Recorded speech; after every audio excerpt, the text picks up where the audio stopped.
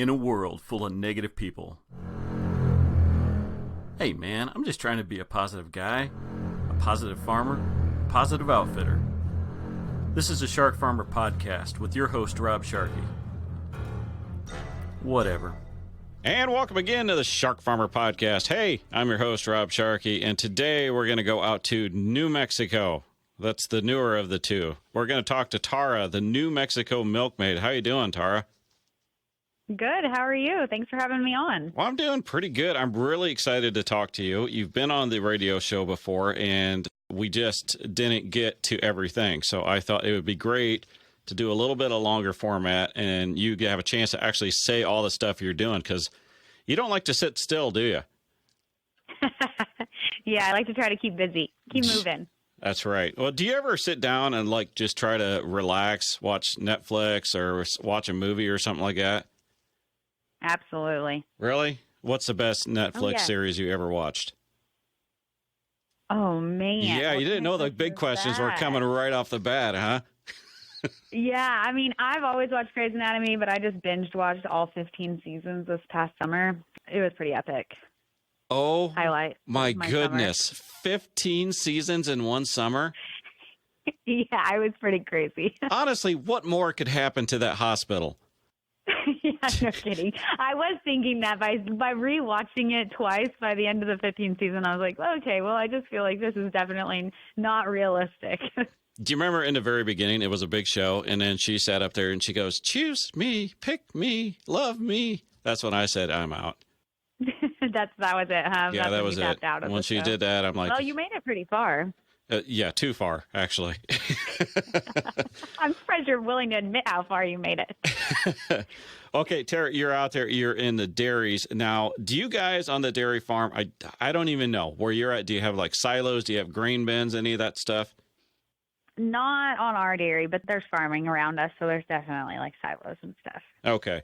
I would say there is probably nothing that rattles the agriculture community more than when farming accidents happen and you hear of someone getting, hurt or whatever. The grain entrapments, those are the ones that it seems like it really stops everybody in their tracks because, especially here in the Midwest where you've got grain bins, we know the dangers of them, but yet we still probably don't pay attention to the safety like we should. Recently, there has been an independent film that came out. It's called Silo the Film. Now, have you heard of this, Tara? No, I haven't. Okay, it's really cool. It's done by this guy from New York, right? It's called Samuel Goldberg. And he heard about these grain entrapments. The guy doesn't know agriculture from anything else. I mean, he wasn't involved in ag. He never grew up. He didn't know much about it. But he heard about these grain entrapments and we're like, why aren't people talking about this? So he decided to make a movie about it to bring awareness. So I don't know. When I heard that, I thought that was pretty cool. Yeah. Yeah. I mean, considering he had no personal connection, that's pretty awesome. Yes. So when Farm Progress Show came out last fall, Emily and I, because we're members of the air quote media now, we got invited to a screening of it. And we went there and I was blown away. I thought it was very, very, very well done. Now, you can't just go to a movie theater and watch it because it is a smaller independent film. What they're doing is setting up screenings.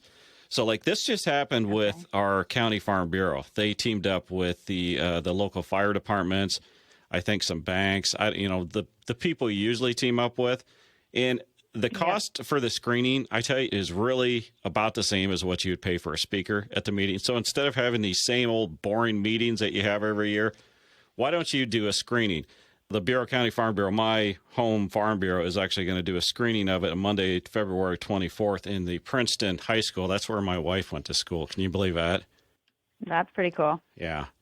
We all looked at the Princeton girls as maybe they were looking down their noses at us, but I won one over. Oh, wow. Guess who gets to edit? It's a movie about grain entrapments, and then they give you a little package where you talk about the safety of it afterwards. You can team up with your farm bureaus. You can team up with your fire departments, your first responders.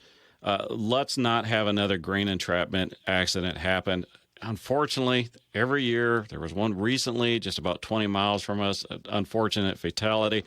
So please go out and try to get a screening of Silo the Film in your area and replace some of those boring old ag meetings. Okay, Tara, the New Mexico Milkmaid.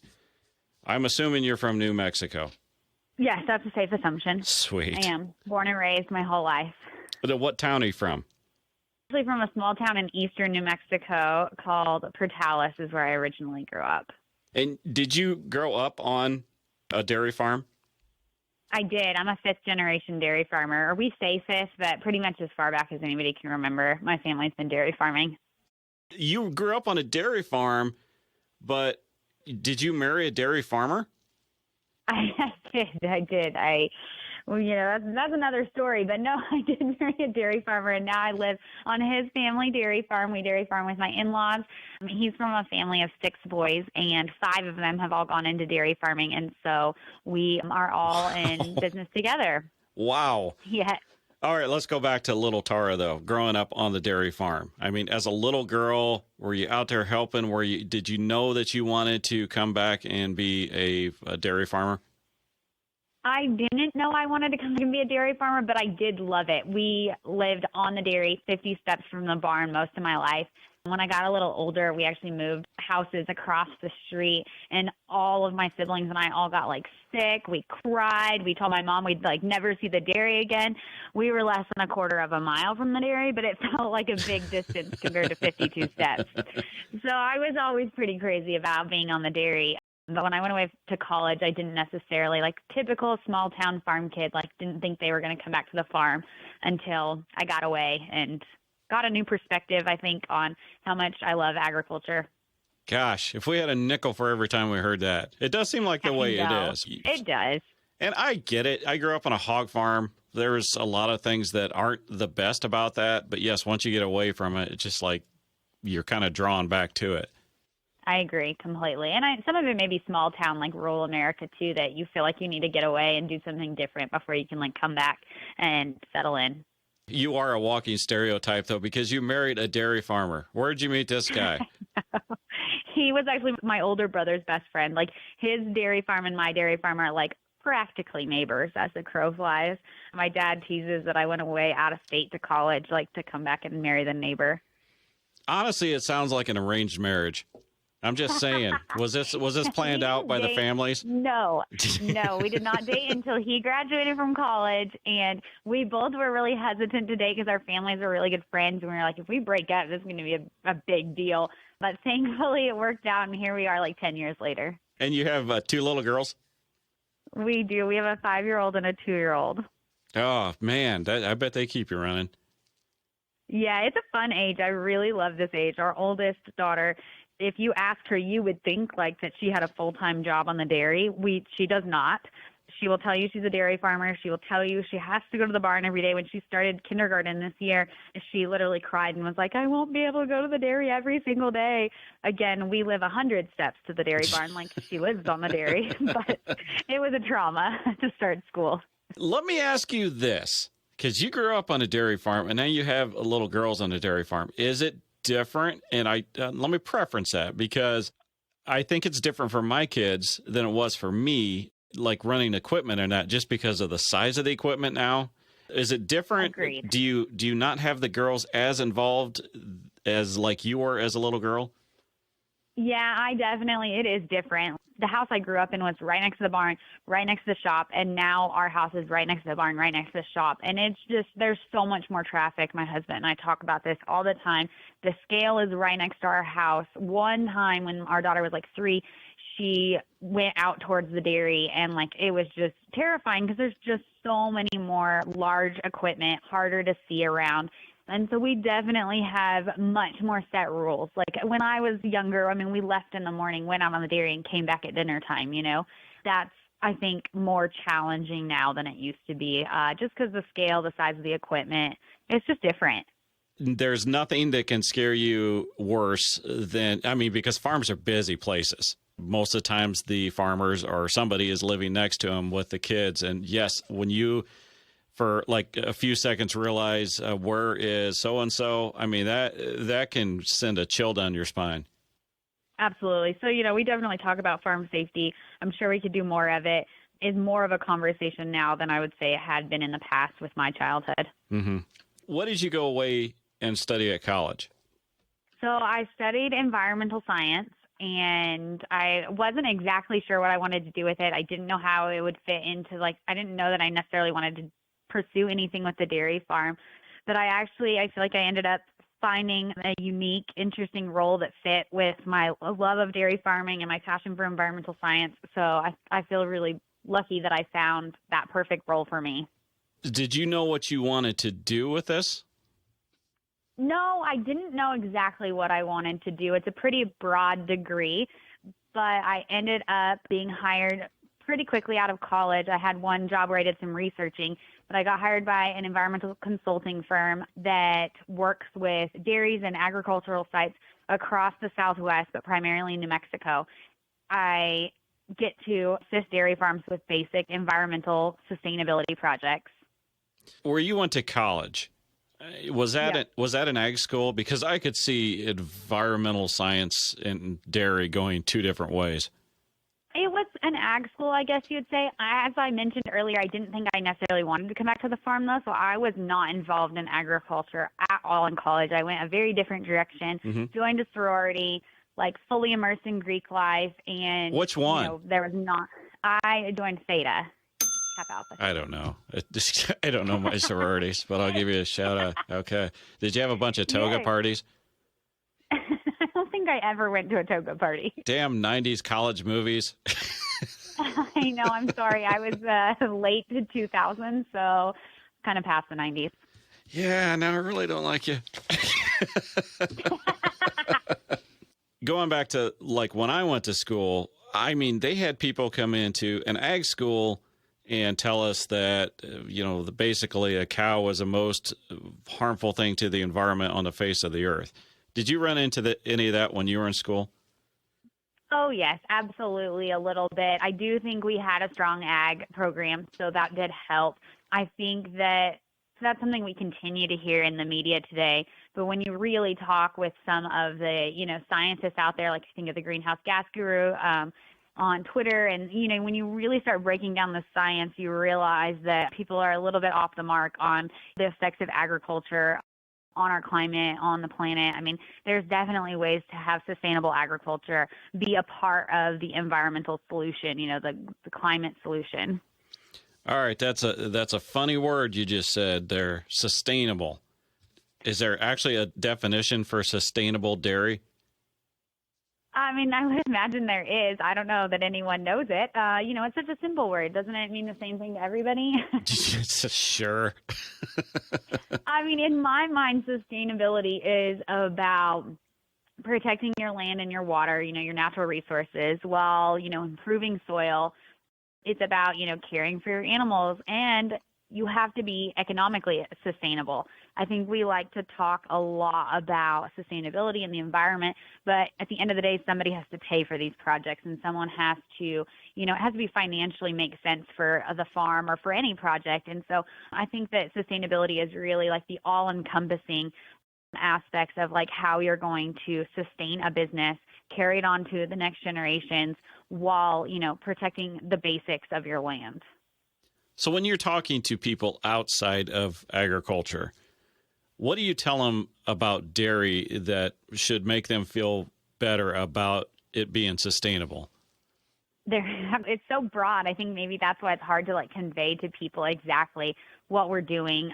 I try to explain to people a little bit about my job, and I think it surprises people that dairy farms work with someone like me, a company, an environmental company, to help them with their water use, with their land management, the nutrients in their soil, protecting groundwaters. For me, the big highlights are that dairies tend to recycle their water several times. They are using the same water in their barns that ultimately water their crops. By using cow manure as a fertilizer, you can improve your soil health. Just all of that circle of life, that circle. Hey, don't get Disney after me. Come on now. I think just looking at that entire system of how it all works on a dairy and on a farm, it just always surprises people how much detail and how technical it is. That's a stat that kind of surprised me. You can recycle a gallon of water up to 5 times. What do you mean when you say that? On a dairy, typically, you have your fresh water, and you can use that fresh water to first cool your milk, because milk's at like 101 degrees when it comes out of the cow, 102 degrees, and groundwater typically is at like 55 degrees. Mm-hmm. So you can kind of begin cooling the milk. Then you can use that same water to clean the equipment. Then you can use that to flush out the barn. Then you can use it again to like flush out the alleyways where the cows like stand to eat. Then you store all that water in your lagoon along with all the rainwater, so all the runoff water, and then you can apply it out onto your fields that you're growing your crops to feed your cows. And so it kind of all comes like that. You're using it all the way through the entire. You're an environmental scientist. You work for a company. Is one of your customers your own dairy? It is, my dear. This is always a hot topic. My husband's family dairy is one of my clients, as well as my own family dairy is one of my clients. So it gets very interesting when you have to send your husband a bill for your conversations. Not as interesting as when you realize you're sleeping with one of your clients. I've heard things. I don't know if I've ever thought about it that way, but that's a good point. That might be a conflict of interest. Does your boss know this? It says a lot, right? Because, I mean, if anybody's going to trust you, it's going to be your family. No, absolutely. And actually, that's something I am probably related to several of my clients through cousins. You know how dairy farmers are. We all hang out together. I have lots of clients that I'm related to, and I always tell them, like, I'm going to care about this just as much as you are. And in any of my clients, I feel that way. Like, I know the challenges they're facing. I know what their markets are like. I know the lagoon tends to be, what they don't want to think about. I mean, you don't become a dairy farmer because you love working with cow manure. Like, you become a dairy farmer because you love working with cows. And so I try to take all of that into account when I'm working with my clients and when I'm working with the state. Like, when you're working with your federal regulators, your state regulators, and being able to explain to them, the challenges that dairy farmers are facing in addition to the environmental concerns. I'm going to switch gears on you, okay? Okay. You are very good at the old social media, and you have kind of become a voice for dairy. What is the drive behind wanting to promote the dairy industry? When I started sharing online originally as a New Mexico Milkmaid, I actually almost didn't share at all. Why is that? Everyone I saw online was sharing about the cows and caring for the calves and taking care of the cows, which is an extremely passionate story. And it wasn't my story. I don't work with the cows. And so I just didn't know that anyone would care about the back end of the cow, the back end of the dairy, the water and the manure. But at the same time, I saw that no one was talking about that, and someone else was out there telling our story. You mentioned that earlier, there tends to be a lot of opposition against the word dairy sustainability. People don't think that's a thing. I think that's kind of like an oxymoron. And so I wanted to get out there and explain what we were doing, explaining how we were changing things and becoming more sustainable. And so I think that's really what drove me to get out there and try to be a voice for the dairy industry in a different way than what I had seen previously. I mean, was that what you were wanting to do, or did that just kind of form organically when you were posting? Probably a combination. I started posting on my personal page and continued to do that. And I talked with, our local promotional people about, wanting to get more vocal and kind of have a space to share what I wanted to share. Definitely was somewhat organic and somewhat saying, I do want to go out there and do this. I do want to be a voice for dairy farmers in a bigger way than I am right now. I primarily work within the state of New Mexico, and I wanted to go on a larger scale and be able to share about dairy farming. And social media makes that, just so much more accessible. Even in, rural America, you can reach so many more people across the country. Your Instagram, you've got a gift for telling a story with pictures. Generally, this is the way it goes. And I would say dairy is a great example of this. Someone gets on there, they're very good at posting, very good at telling, what they're doing at that. They get a following, they get bigger, they grab attention, activists come after them, they throw their hands up and say, screw it. Have you ever kind of been the target of people that don't want you to promote dairy? Oh, absolutely. Actually, like just a couple weeks ago, I posted a picture of me eating a McDonald's cheeseburger online that ended up gathering a lot of attention, unwanted attention from activists. You know, they take your pictures, they share them on their private groups, their Facebook things online, and then just send swarms of people to attack you. And it can be really scary and feel very overwhelming. Like I had horrible death threats for like 3+ days. I had, direct messages, Whoa, comments whoa, in the whoa, whoa, hundreds. whoa, whoa, whoa, whoa. Yeah, I don't want to just skip over that. You had people actually threatening to kill you? Oh, yes. And nothing's worse than being killed, I guess, but terrible things happening to me before they wanted to kill me. I actually had some followers that were vegan send me screenshots of conversations that were happening in online vegan spaces saying, I don't know how close you live to these people, but you may want to call the police. That is like the reality if you get attacked online, especially in animal agriculture. Like these are the type of people that are coming after you. They truly do not want your lifestyle to exist. They do not want your farm to exist.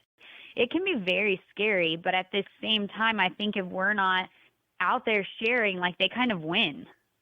You said because you were eating a burger, which I don't know what they're upset about because I think McDonald's mainly uses retired circus animals. But was that just the catalyst? Was they mad at the burger, or were they mad at you being a dairy farmer? So actually, that post was interesting. It was a combination. I talked about some of the imitation meat, so that was I'm eating a 100% beef burger. They don't like that. And they also hate McDonald's. I could not believe how many people just flat out hated McDonald's. And so I think it was kind of a combination of those three that is what, was the catalyst, like you said, of really making that post kind of go viral in a bad way. How do you handle that? I mean, you as a person, because everybody's different. Like I said, I've interviewed enough people that they do that. And these people, they're strategic. I mean, this is what they do. They want to get you offline. How is you as a person? I mean, does this bother you, or are you the one that is kind of got the Teflon skin? I joke there's the 5 stages of going through a vegan activist attack. At first you're heated, you're fired up, you're ready to fight back and throw all the sources at them, give them all the information. Then you resign yourself to blocking and deleting. Okay, I can't fight every single one of these people. I'm just going to block and delete them. They're too far out there. I don't want them spreading their hate on my page. Then I feel you turn a corner where you're oh my gosh, I am stupid. I'm ugly. I am all the things they're saying. And then the next stage is definitely breakdown kind of, just wow, these people hate me. And then I think at some point you just have to resign yourself to the fact that they're crazy. You're never going to convince them of your way of life. You're doing the right things for your land, your animals, and that you have to just keep going. But it can be very overwhelming. My husband has never had access to my page before, and I gave him access during that week to kind of help me block and delete. And he kept calling me being I just saw that comment. Are you okay? Just wanted to check in on you. How are you feeling? Because it wears on you when you see hundreds, if not thousands of messages telling you how you're awful. You just have to remember why you're doing it. And if you don't tell them about dairy farming, normal people that just want to learn about dairy farming, if you don't tell them about dairy farming, these activists will. And so I think that's kind of my motivation to keep going. Thousands of them. I still think it's a very small group that does it on several different mediums, but who cares? I don't know. Agreed. It doesn't matter who you are, whether you are the most attractive person on the face of the earth. Everybody's insecure about something, or if you're the best farmer in the world, you're still insecure about something. These people just multiply attack looking for that one insecurity and pound on it. I mean, how hard is that to deal with? No, they do. I mean, they definitely find what they can cling on to. I think the 2 times I've been attacked, actually what a lot has clinged on to is me being an environmental scientist and very much clinging onto that. You should know better. You say you got a degree, in this. And that does seem to be a focus area. And so I do think they try to figure out what it is about you and how they can attack you specifically, which is talk about some psychology going on there. Yeah. As far as, the mind state of them and where they're at mentally. I don't know anything about your situation, but I know the worst thing that people can do is like comment on the one thing, because like they say, they're picking on me and they say, you've got black hair, or that's stupid. And I'm insecure about my black hair. So I make a comment about that. Then they know. Then that's all it's going to be. It's going to be post after post after picture and picture, tweet after tweet about my black hair. And they will be relentless with the one goal of trying to get you offline. Yes, absolutely. I agree. And we all have to remember there is no world where they're okay with what we do. It doesn't matter whether you're a small farm, you're a large farm. It doesn't matter whether you're organic or non-organic. None of that matters to them. And I think that's a point people often miss, is that this is about a larger attack on all of animal agriculture, and even beyond that to just agriculture sometimes. I think it's important for us to band together in situations like this and really support each other and be just positive influences out on our social media accounts, so that we can reach more people. Okay. Why you? I mean, you have a job as an environmental science. You're helping with the dairy. You've got 2 small kids. You should really pawn this off on people that are either getting paid to do it or have more time in their life. Why do you feel it's important for you to do this? It's some interesting topics there, but I think that as we have kind of gone through the social media world in agriculture the last decade or so, we have realized that nobody can tell their story like the farmer can. No one can make that personal connection quite like the farmer can.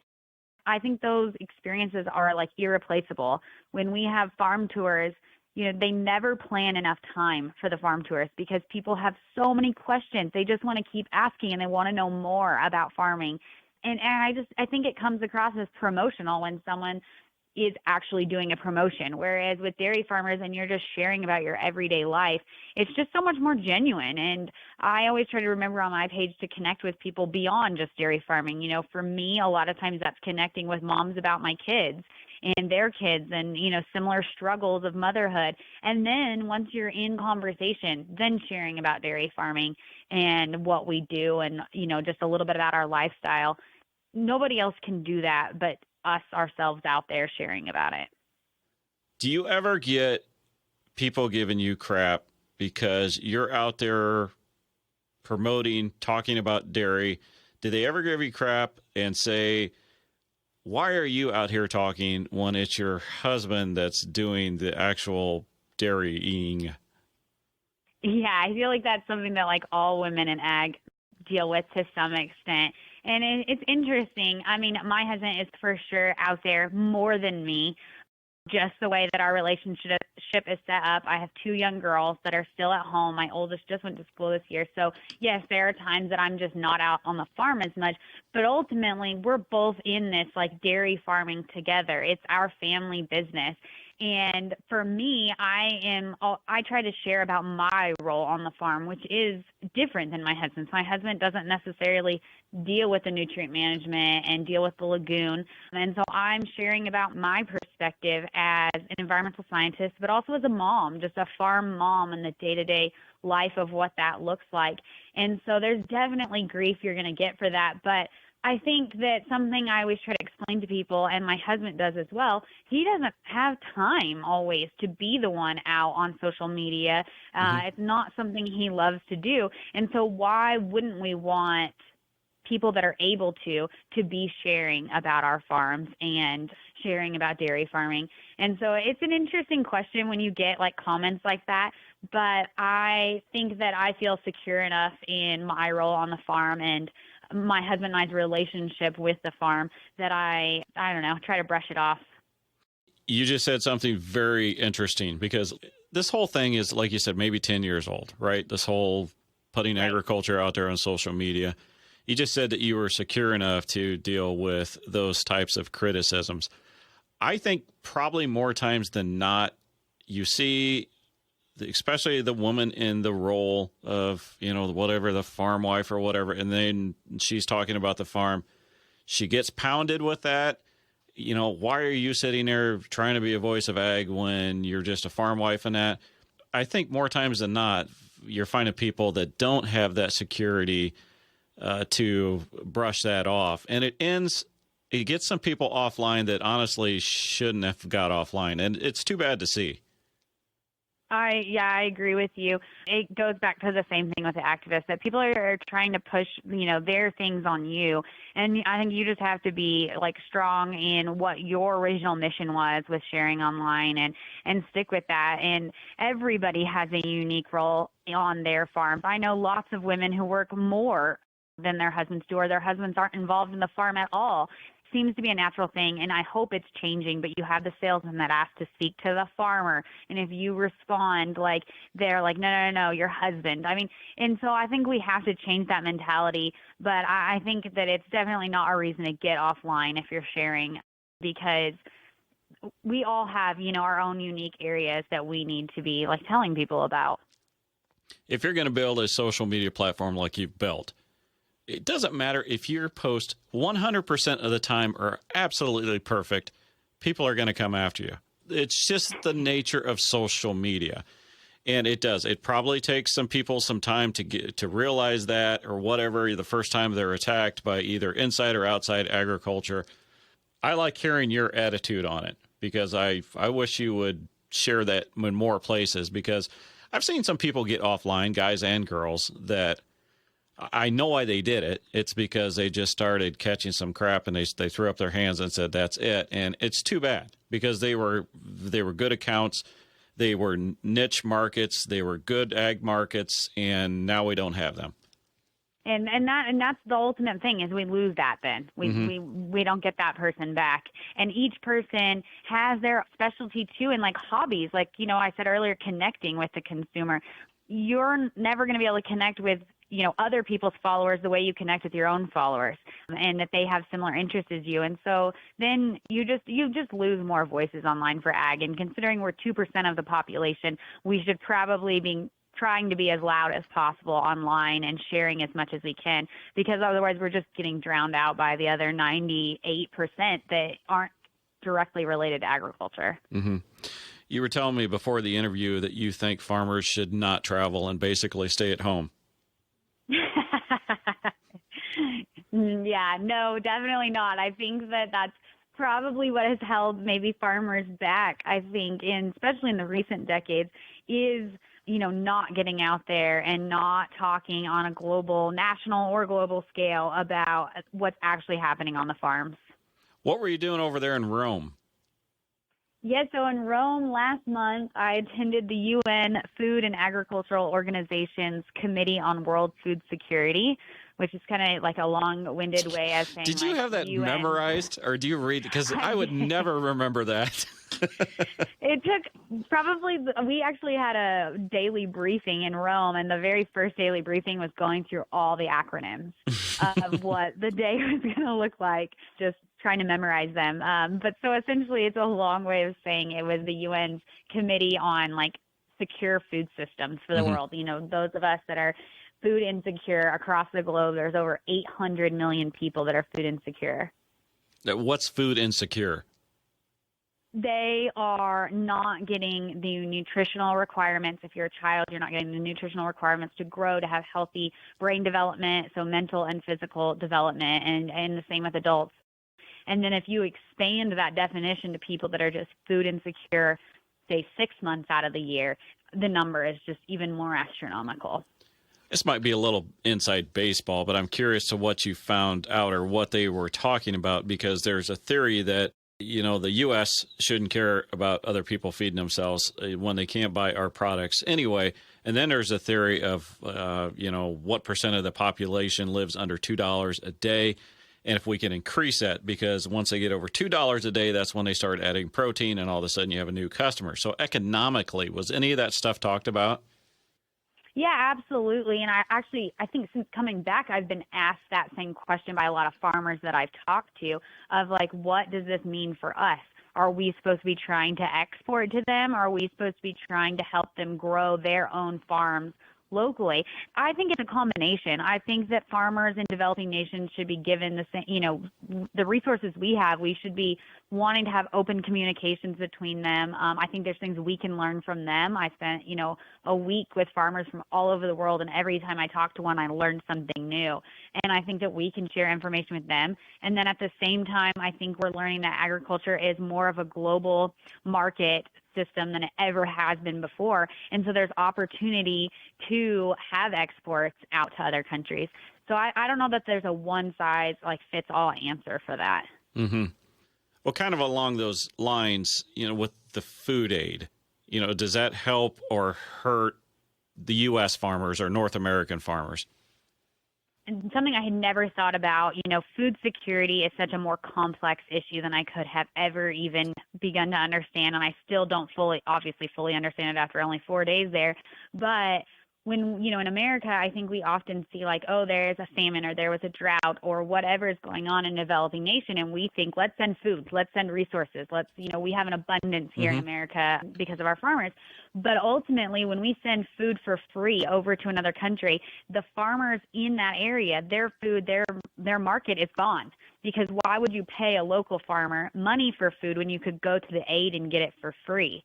And so it was just once you say it, it absolutely makes sense. The farmers there have to have a market to help pull the entire economy out. It's starting at the grassroots, no pun intended, that the farmers need a market for their food. Then that helps grow that farm, that helps them provide more food for more people. And so really thinking about how we can assist those farmers in those times, get their food where it needs to go, help them help people buy that food at maybe a lower cost, not to the farmer, still pay the farmer in full, and just make those connections.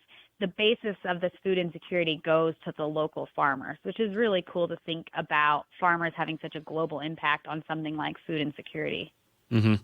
You travel other places besides Rome and that. Is that important to, just get out beyond your fence rows? Is it important even in the United States?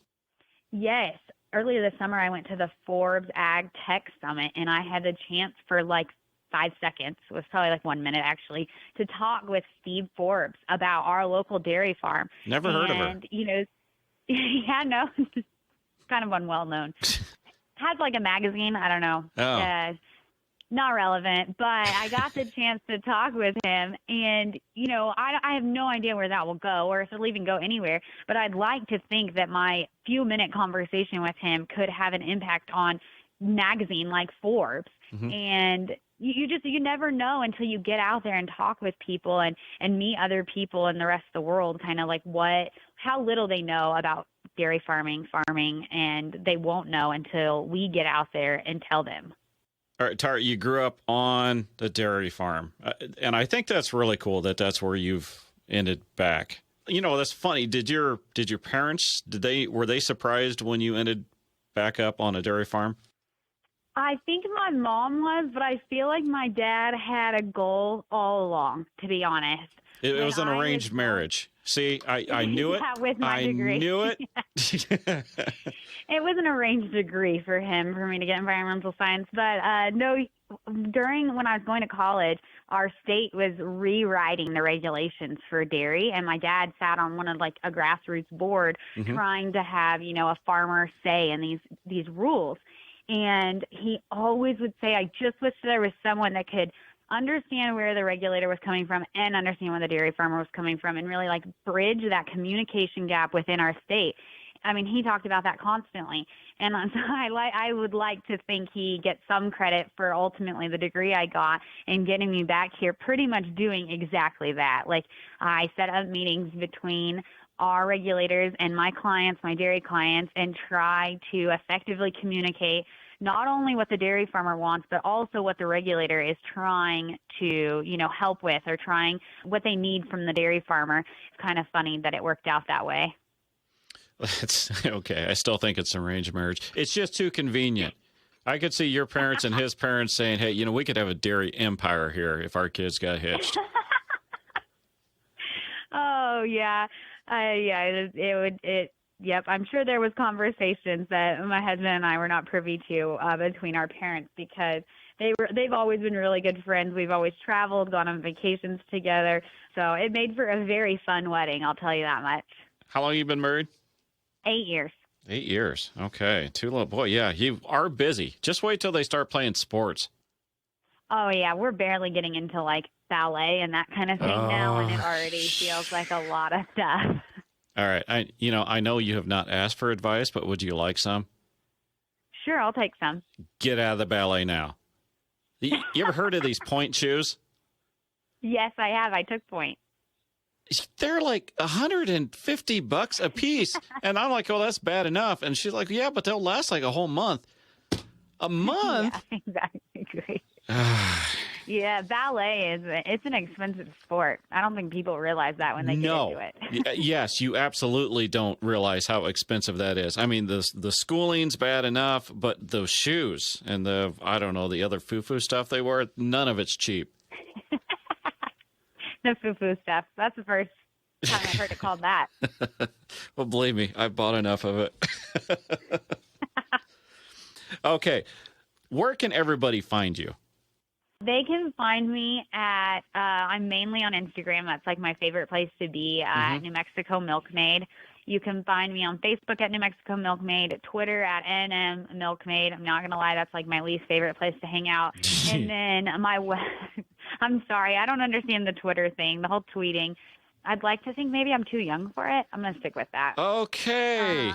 Well, it was great talking to you, Tara. And then my blog is newmexicomilkmaid.com. No YouTube yet? Oh, isn't that the big question? No YouTube yet, but I feel like it's a matter of time. It's just trying to figure out exactly how. YouTube is a beast. I think that it's a whole life of its own that I have to still kind of figure out. I can't. The time. I mean, that is a time monster that. But anyway, all right, that's getting off subject. Okay, I've had a lot of fun following you. Yes, you do a very, very, very good job. You're one of those Instagrams that, I don't know if you have like a professional photographer following you around all day, if you just know how to take pictures, because I know I could never get pictures to look like that. Well, thank you. I appreciate it. I do get some help from a photographer friend every once in a while, and then I try to take my own. But New Mexico skies, big, beautiful blue skies make it easy to. Gorgeous black and white cows. I mean, I got a lot to work with. Is that what it is? I live in Illinois, and it sucks. New Mexico's gorgeous. I always tell people that. Come visit. Really? Yeah. Okay. It's a beautiful state. It's so much variety. You can go down and enjoy palm trees in southern New Mexico, or you can go up to northern New Mexico and enjoy skiing in awesome Rocky Mountains. I mean, like tomorrow, can I sleep on your couch? Sure, you can. Yes, yeah. You can there's another podcaster on our couch, honey. Well, Tara, the New Mexico Milkmaid. Yes, go follow her on Instagram. I guarantee you won't be disappointed that you did. You're doing a great job for agriculture. You're doing an amazing job for dairy. And I want to commend you for all the work you've done, all the traveling you're doing. And yes, like you said it the best, if we're not out there fighting and telling stories, and the nut jobs will be out there. So thank you for all that you do. Thank you. I appreciate that. Yep. Tara, thank you. And to everybody else, we'll catch you next week. And thank you for listening to the Shark Farmer Podcast. I am your host, Rob Sharkey. Please visit us at www.sharkyfarms.com. And just search for Shark Farmer to follow me on Twitter. Later.